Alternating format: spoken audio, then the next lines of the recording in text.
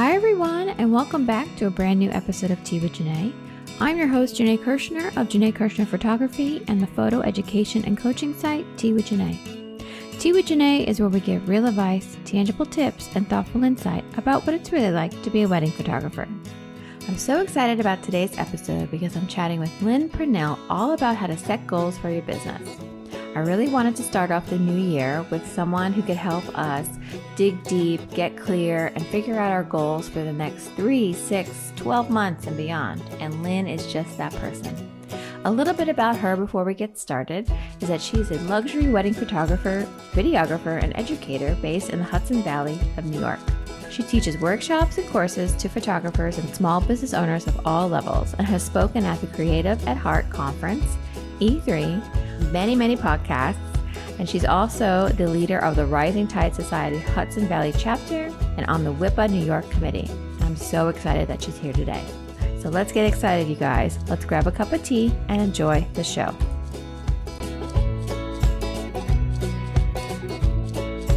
Hi everybody, welcome back. I'm so excited you guys are here. This is our first episode of the new year, and I have a wonderful guest on the line. Lin, can you say hi to everybody? Hello, everyone. Happy New Year. Thank you for being here today. I'm so excited to be here. I love your show. I specifically love that you're like equal parts practical and woo-woo, which I feel like I'm the same way. So I've always loved your podcast. Oh, I love that. Yeah, definitely. I'm a little bit of both, a little bit of everything. Yes. But I'm so pumped that you're here because so I've known Lin for a while and I use her goal sheets for the last 2 years for my business. So when we saw each other, I think at Engage, I was like, you got to come on the show and you got to do this. And here we are. So now it's official. Or maybe you were in New York. So excited. Yeah. I can't remember where I said it, but I pulled you aside and I was like, you have to come on the show. And here we are. So thank you for coming on. Yeah. I'm so happy to be here. My pleasure. It's my favorite topic. So I will talk to anyone about goal setting anytime, any day. I love it. Oh, that's perfect. Cool. So today we're going to be talking about setting goals for your business, and I'm going to pick Lin's brain and we're going to get all deep into it.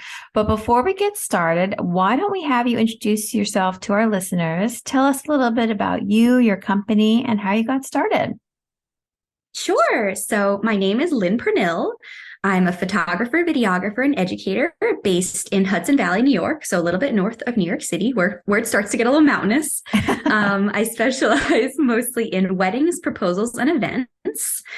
And I started my business quite a long time ago at this point now. I started shooting weddings in 2011 and then officially formed my business in 2013. So can't believe I'm saying this, but as of this year, my business will be turning 10, which is just crazy to think about. Amazing. Yeah, but actually when I first got into photography, I was mostly interested in fashion and beauty photography. So I had kind of like a little chapter of fashion and beauty. I interned at the photo department at Harper's Bazaar and Allure magazine. I assisted some really great fashion photographers like Alexei Lubomirsky, who, fun fact, now was the wedding photographer or fashion photographer who photographed Meghan Markle and Prince Harry's wedding. Wow. So that was also kind of really symbolic for me that like the fashion wedding world were colliding. It was really cool to see. He's great. Really awesome. I mean, clearly his photos are amazing. Yeah. So that was like a really fun little chapter of my life. I thought that's what I was going to do. I thought I was going to pursue fashion photography. But then when I shot my first wedding in 2011, everything just kind of clicked for me. And I was like, oh, this is perfect. Like, I feel like I have the right personality type for weddings. I feel like I thrive on those high pressure environments. I love to overachieve. I love to like save the day whenever possible. And I love that wedding days combine every genre of photography that I've ever loved. There's like still life, portraiture, photojournalism, also a bit of fashion. So it was just perfect. I loved it. And that's what I focused on ever since and hope to be doing this for another 10 plus years. Oh, that's amazing. Congratulations. I feel like we have very similar timelines. Like I went into business 2010, incorporate LLC'd in like 2013. And it's like 10 full years, 13 years doing it, which is awesome. So that's so great. And then how did you kind of delve into education? So I think that was that 2017. I can't remember the year. But I feel like just being a photographer, being like, the only person in your business, a solopreneur, it kind of gets like a little lonely. Like you don't have coworkers, you don't have anyone under you or over you. And then whenever I would talk to people at like networking events or people starting out, they would always just like, ask questions. And like, as I'm answering the questions, I would just be like so fired up about it and feel so fulfilled, like sharing what I've learned. So I think it was 2017 that I had my first workshop. And then since then, I've just been like speaking at colleges and schools and conferences and podcasts. And I have a website and a blog and email list. So yeah, the education portion of my business is like the fulfillment side of my business. I feel very fulfilled, like getting to share all the behind the scenes stuff with people who, want to hear it. Yeah, totally. I love that. That's awesome. It's so cool. Yeah. So today we're going to talk all about goals for your business. And I think I'm really excited just to talk about, how people can start getting ahead and like planning for success. I wanted this to be the first show of the year because I wanted everyone to have a good head start going into 2023 or whenever you're listening to this. But, let's talk about, how do you begin? Like, how do you set goals for yourself? How do you set goals for your business? Mm-hmm. So for me personally, that question, it's a bit of a big deal around here in my household. Like you mentioned, I have that goal setting workbook. Several years ago, I want to say it was 2017, 16, 18, somewhere around there. I created a goal setting workbook for myself. I'm very like type A. I like things written out, to look really nice. It was actually hand drawn with a Sharpie. And then I scanned it in and so I could send it to family and friends and my husband, who was my boyfriend at the time. And then as the years went by, I kind of refined it. I put it on my blog, so people could download it for free. And that's kind of escalated to this whole like tradition. I know people like you will be like, oh, I use your book. I use your sheets. So it's like a whole like yearly tradition we have. My whole family prints out the workbook. We all fill it out on our own time. And then we have like a day where we discuss it. So you definitely don't have to be as crazy about it as I am. But I personally like the structure. I know a lot of people are kind of like, they have a love-hate relationship with the whole goal setting in January thing. But I personally love it just because the whole rest of a year, the whole rest of our lives, it's like the rat race, the hustle, like we're all just like working on our businesses. And I feel like January is just, at least in my industry, in my life, it just tends to be like that slow dip, like the holidays are over, things are quiet, you're not like shooting or editing as much. I just love that it seems natural to like, it's a natural time point for, at least for me, to just like sit down and reflect and like actually think about your goals and evaluate. And yeah. So I think that's actually the key part about all of this is the first step of the workbook. And the first step I always use when I goal set is the evaluation phase. And I feel like a lot of people, maybe not a lot, but some people, the people who tend to hate goal setting are the people who probably skip that step because they just kind of like sit down, think about a New Year's resolution, and then that's it. Right. So the process that I recommend is a little more, it takes more time, but I actually think it's really fun, really like eye-opening, and I love it. I really, really love it. It's like a personal therapy session every year. Yeah. So the first part of the workbook, it's all about reflection. So looking at last year's goals, even just taking a note of everything that happened. So good and bad, expected and unexpected. And then comparing what your intentions were to what actually happened and then learning from it. So it's not just about like being proud of yourself or like, taking accountability for what you didn't do. It's about learning from it. So if something didn't go your way, why was that? So that next year you can kind of amend it so that doesn't happen again. Or if you were able to achieve something, especially if it was something like, you went above and beyond or didn't expect you would reach, taking the time to take note, like, why was that? Like, did someone help me? Was there a resource I used? Was it like a habit or mindset that I used so that you can replicate the good? So all of that, like backwards thinking is really, really helpful for all of the forward action.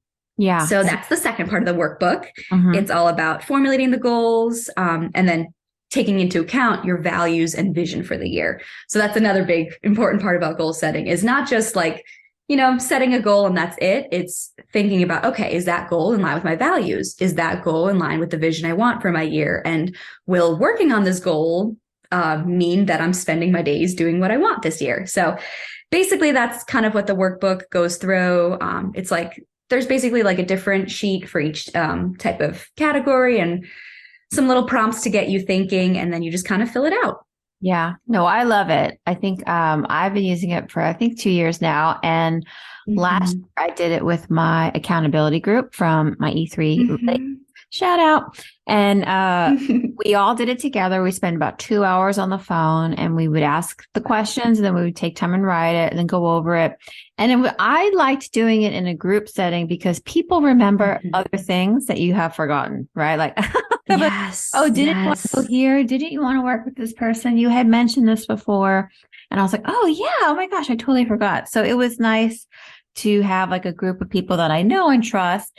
And I know like this is like sacred, it's like personal. So like no one's going to be sharing it. But it was really interesting because I had one of these crazy like manifestation stories is like, I wrote down where I wanted to work, and I wrote down like my goals for the year and like very location specific. And I think that's kind of one of the questions.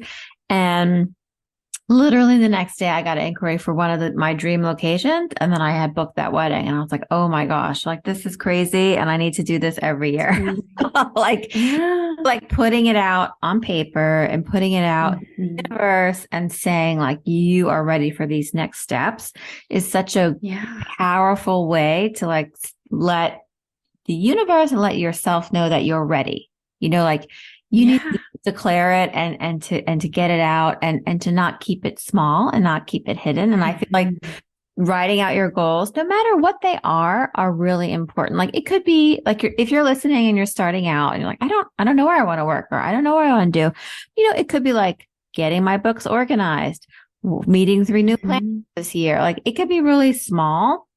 Or if you're someone who is like myself and Lynn, who's been in this like 10 years, it could be like dream wedding in Costa Rica, or, like who knows, but I feel like taking the time and writing it out, at least for me, has been very beneficial. And I also couple this with the full focus planner.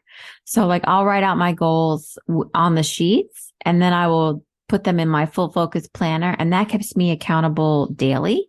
Like I can't function without it. It's so funny. Like I have really a big dependency on it now.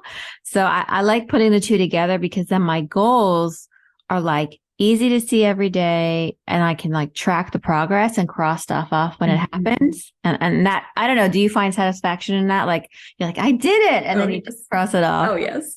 Yes, I'm a big like checking things off is like a huge like endorphin rush.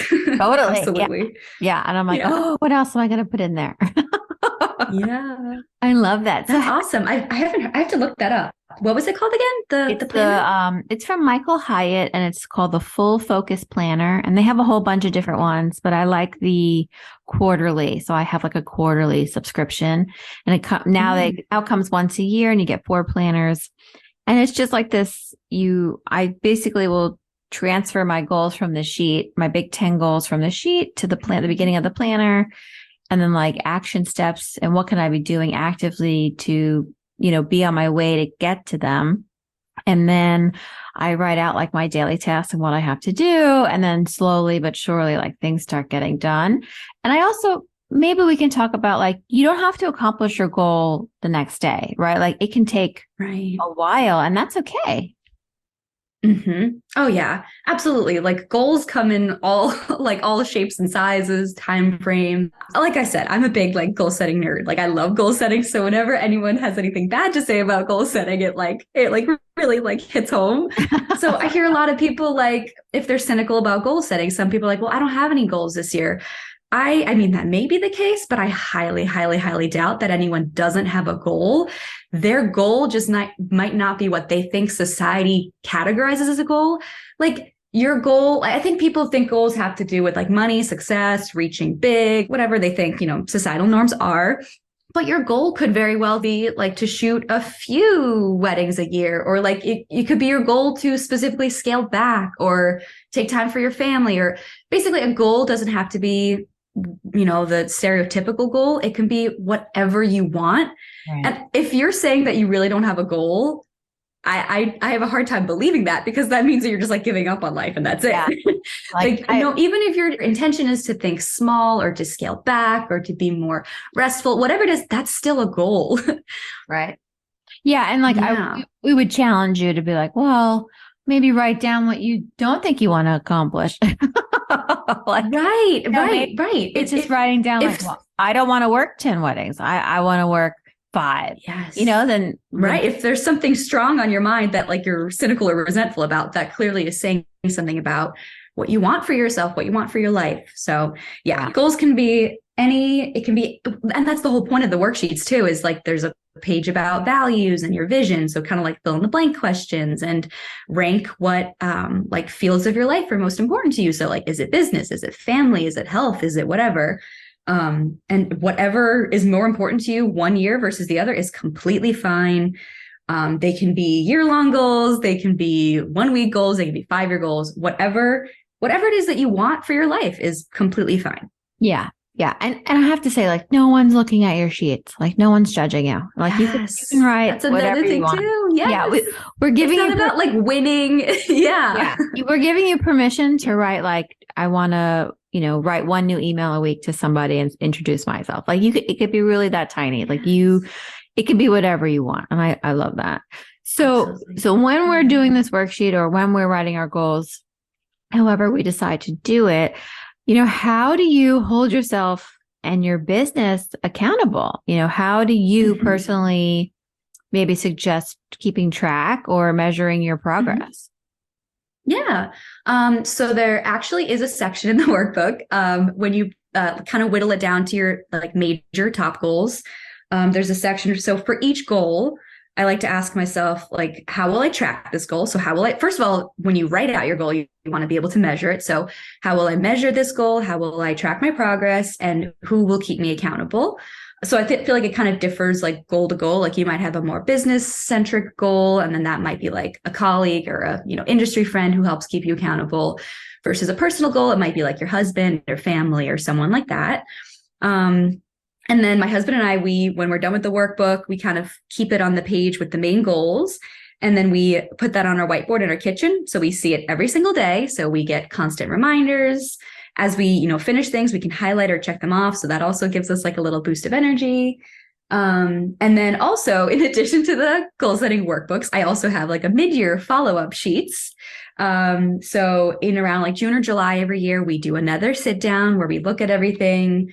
We can kind of like track our progress. If anything needs to be amended, we'll amend it at that time. Like sometimes at the beginning of the year, you might like think that your year is going to go a certain way, but then halfway through is a good, time period to think, okay, are things like on track? Are they going the way I think they would go? Or if something, unexpected happened, or just, the pace is off, you can, adjust your goals then. Yeah. I love that. Yeah, I love that. Yeah. So you do like a 6-month check-in, and then you have everything where you can visually see it, which I think is awesome. Yes. And like I said before, I use my full focus planner to keep myself on track. But I also had someone, a guest on, Kelly McWilliams, and she had this big calendar that I got and have to fill out. But I was thinking of putting my goals so I can see them every day too, like just big, like these are the things I want to work on too. And I think the more visual, subconscious you can get about a goal is very helpful, because your brain is always working. Like I have said a million times, I solve my biggest problems in the shower when I'm like relaxed, right? Like when I'm washing my hair, I'm like, oh, that's how to do it. And then it literally takes me 2 seconds. So I've had that happen numerous times. So I like sort of tricking my brain into like reading something, and then it's just going to whittle away in the background and kind of keep working for me. Being sneaky with my goals. Yeah, it's amazing. So my husband and I have talked about this. When we eventually have kids, we're never going to say to them, what's the saying? Like, don't say your wish out loud or it won't come true. Like, I feel like when we have kids, we're going to tell them, like, when they're blowing out their candles or whatever, like that, we are never going to say that in our house. Because I feel like the more you say things out loud, both to yourself and to the people around you, the more likely it is for it to happen. So even just the fact that we put the goals in our kitchen and not our bedroom, anyone who walks into our house, like who's just kind of walking around, they can read them. And who knows, what if they have like I don't know, a connection somewhere, or they like, I don't know, have something they can give you, or they can help you. People can't help you if they don't know what you're working towards. So I am a huge believer, as public as you can be with your goals, both for yourself and for others, the more likely you are to succeed.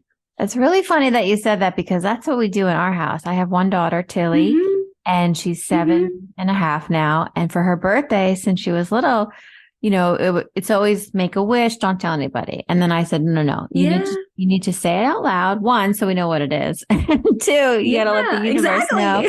Yeah, you have to let people know what you want. What are you thinking about? Yeah. And that's how we do it in our house. I love that you said that. That's so fun.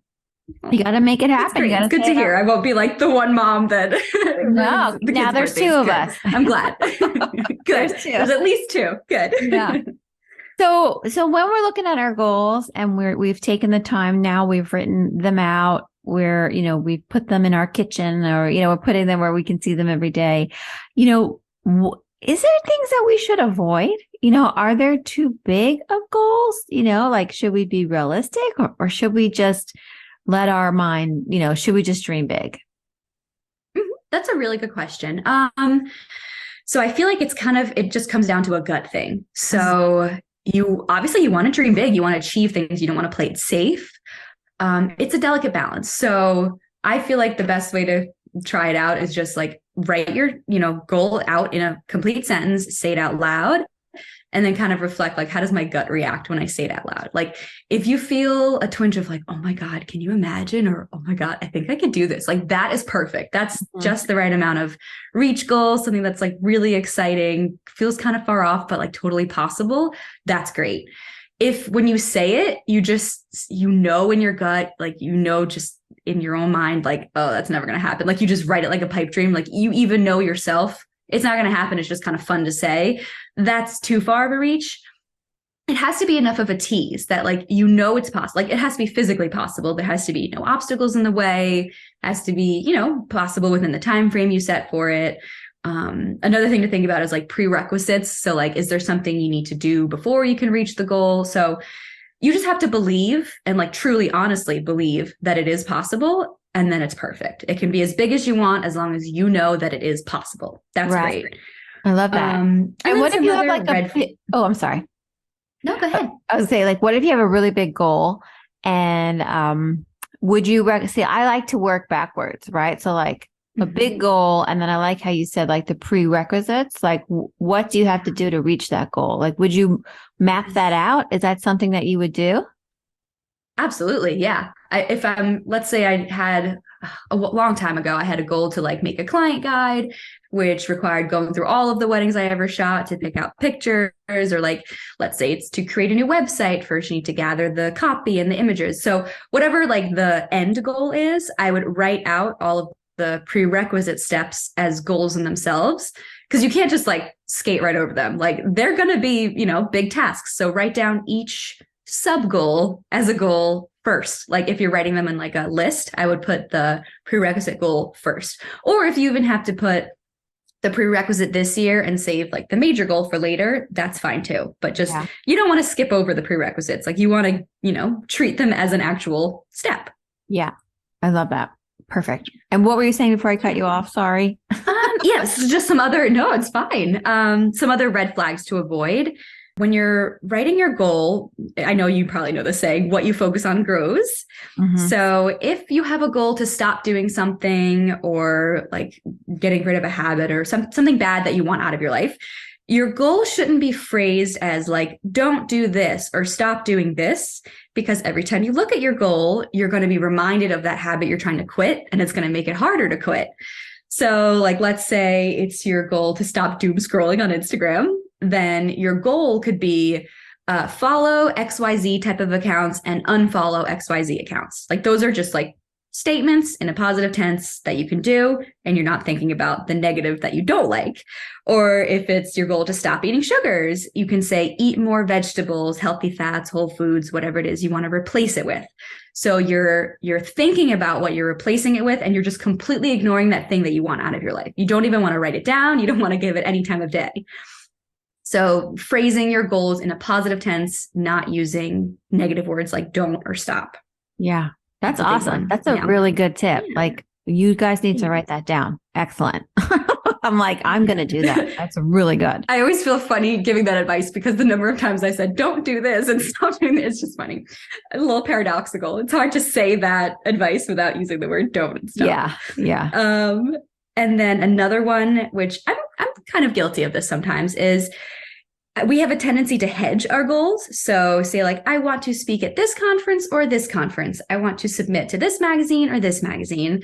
I know it's tricky because people can be indecisive or they just want to like, again, with the whole feeling like we need to win by crossing off goals, but you actually have less chances of achieving either goal if you spread yourself in two different areas. So whatever it is that you want to go for, just decide on one and put all of your efforts and resources into that one. Otherwise, you're just going to spread yourself thin. It's just, you're more likely to get it done if you pick one rather than dividing between two choices. So be decisive and commit, put all of your convictions into one of the goals. I love that. Would you want to, if you, let's say you don't want to do that, would you put one in priority of the other? Like, let's say you have two big goals for the year.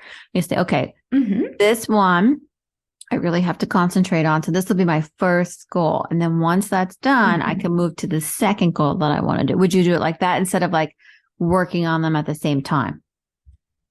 Absolutely. Yeah. So I don't mean that you can only have like one goal for the year. I personally have a whole list of goals. No, I just but mean if like, it comes to like, yeah, right. Like if it's like a conference or a blog or whatever. Yes. Yeah, absolutely. Pick one, give it your all. And once you've given that your all, absolutely, sure, go for the second one as well. But you don't want to just like work on one half of it and then work on the other half a little bit. Like you want to just put all of your efforts into one. And then when you're done, sure, you can move on to the next. Yeah, I love that. And also sometimes when you're working on project A, so solutions to project B might come to the surface. You never know. I feel like when you rest your brain, when you rest your brain in one area, like it works when you're not working and you're like, oh, that's how I do it. Okay. I know this person. And I also like how you said you leave your goals out in the kitchen because if you have someone come over, you don't know who they know. It's like, 6 degrees of Kevin Bacon, right? Like somebody knows somebody. Yes, they might be able to help you. I love that. I love that so much. Right. So, at Tea With Jainé, we always love to end each show with like tangible tips and real takeaways for our listeners. I think we have a whole bunch in here and like people probably have to listen to it twice, but let's like break it down. Like, what tips, do you have about goal setting, like your top 3 tips? Sure. So I won't give it as a number. I'll give it as letters if that's okay. So whenever I'm giving just the fast breakdown of how to formulate your goals, I like to use the acronyms. So one of them is super common. I'm sure you've heard it a million times. And the other one is one that I made up just to fill in a couple extra tips. Oh. So the acronyms are SMART and DOPE. So SMART, I'm sure everyone's heard of. It's been around forever. So SMART, the S stands for specific. So you want your goal to be detailed and not too broad or general. M is for measurable. So when you're writing out the goal, you want to attach some type of parameter so you can measure when you get to the finish line.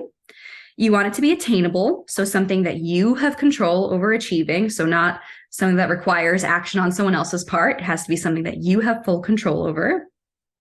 You want it to be realistic. So kind of like we were talking about the reach goals, you want to be able to be reasonably able to achieve it. So like we talked about, just you need to know in your gut that it is totally possible. And then time-based, you want to attach some type of deadline or time frame to it.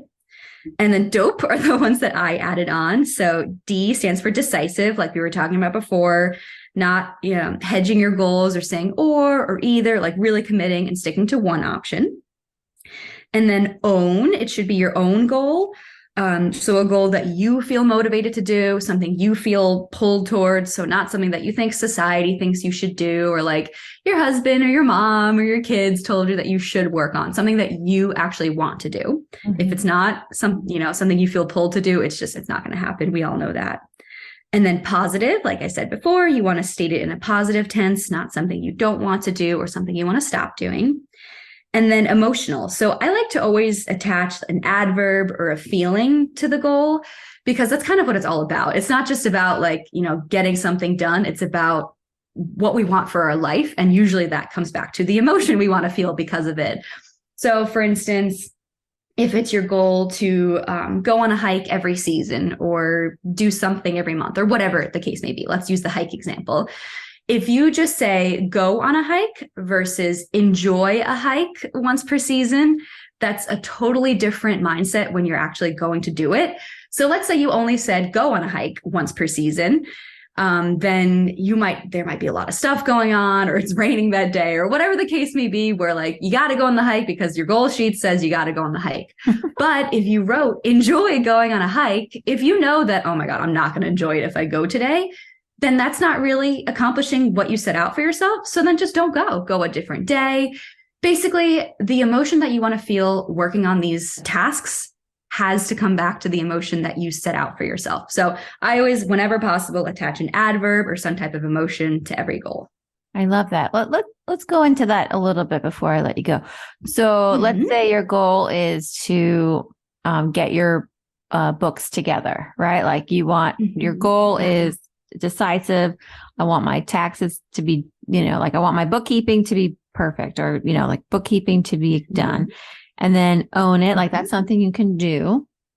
And then what was P? It was positive. So positive tense. So a positive tense. And then you put it in motion. So how would you like put that together? Like, what would you say? So like, what would the goal be? To just like feel good about it, or like, yeah, like maybe, I know we're doing this on the spot here, but I think it's helpful because I think like if absolutely. Like if it's your goal to get on top of your bookkeeping because you want to feel like on top of your business, or, knowledgeable, or just at peace or whatever, then maybe it doesn't work well into the sentence. Maybe it can be like an after, like a little asterisk or whatever, like, get on top of my bookkeeping so I can feel at peace about my business, or, whatever works for you, whatever is part of the goal for whoever's setting it. Yeah. So like working that into like whatever your goal is, and maybe it's photography or bookkeeping, whatever it can be. But I love giving an example of like how to do it. Like it's very helpful. Like I like putting the emotion in there because not everybody does that. Like emotions are really powerful. What feeling do you want to feel? Maybe like doing your bookkeeping would make you feel at ease in your business, right? Like I feel at ease knowing that my bookkeeping is taken care of. Or that I've reconciled once a month. Obviously I'm doing taxes now, and that's what we're talking about, bookkeeping, but I feel like that's top of mind. Yep. But I know the feeling. Yep. But it could be, your wedding photography business. You're like, I want to feel at ease working with my clients, photographing their wedding. Like that could be a goal too. Like just making your clients feel comfortable could be something that you're working on throughout the year. I know for me, it took a while to find my own rhythm. With clients, maybe that's a goal for someone who's listening. So I love this. You can just apply it to anything and everything. Yeah. Yeah. My mom, a few years ago, she was selling her business. She had a tea shop, actually, speaking of tea, down at the Jersey Shore. She was retiring. She loved her business. Like she put her heart into it for sure, but it was time for her to sell it. And her goal wasn't just to like sell the business. Like that would have just been whatever. She wanted to sell it to someone who would appreciate the house and all of the work she put into like fixing it. It was like a historical house. She wanted like the business to go to someone who would really appreciate it, who would like use it and not just let it, die off. So part of her goal wasn't just sell her business. It was sell her business in a way that would make her feel good, that she passed the torch to someone who would appreciate all of her work. So like whatever your goal is, whatever the emotional point of the goal is, should be part of the goal. Yeah. I love that. I love that. Oh, dope is where it's at. It's dope. Dope is dope. I love it. Oh, that's awesome. Oh, Lin, this has been amazing. Thank you so much for coming on. Thank you for sharing your knowledge with us. I'm very inspired to do my goal. We're doing our goals next week. So this is very good timing going into it. So let's tell everybody. Exciting. I'm so happy to be here. Yeah, definitely. Let's tell everybody how they can find out more about you, your services, get your worksheet, and of course, say hello online. Sure. So my website is just my name, linpernille.com. So it's LinPernille.com. And my Instagram is also Lin Pernille. And to get the goal sheets, you can go to linpernille.com/goal-setting. And then there'll be a link to go to the blog, and then you can just download it from there. That's awesome. Oh, and something new this year. I made a goal setting prompts Instagram filter. What? So if you go to Instagram, I'm so proud of myself. I like played around with the whole, I think it's called AR. I don't know. Yeah, I made a filter this year. I'm super excited about it.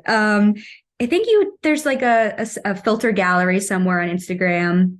If you just search for goal setting prompts, it'll show you the filter. You just tap the screen and it'll go through a bunch of different prompts from the workbook, and then it'll land on one, and then you just say your prompt or your answer to the prompt. That's awesome. Oh, I'll have to try that. That's so exciting. Is it saved in your profile? I know people can have that little icon. If not, we'll find it. I think it should be. Yeah, I'll check. Yeah, it should be. It should be. Well, all these links will be in the show notes, so you guys can swipe on up right now, click on the links, get those worksheets, and let Lin know you listened to this episode.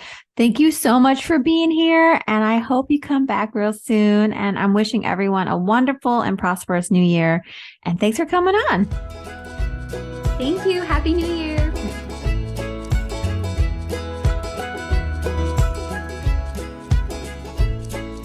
Well, that's it, you guys. I hope you liked today's episode. I want to give a huge shout out and a big thank you to Lin for being our wonderful guest today. It was such a joy getting to talk to you. I'm so honored you came on the show.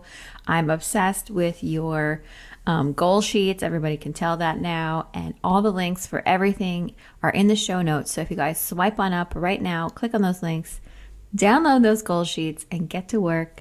And I can't wait to see what the future has for you for this year. I know you guys are going to be really successful. So get excited. We have wonderful guests coming up for the whole year. Our schedule has changed. We're now going to be every other Tuesday moving forward for 2023.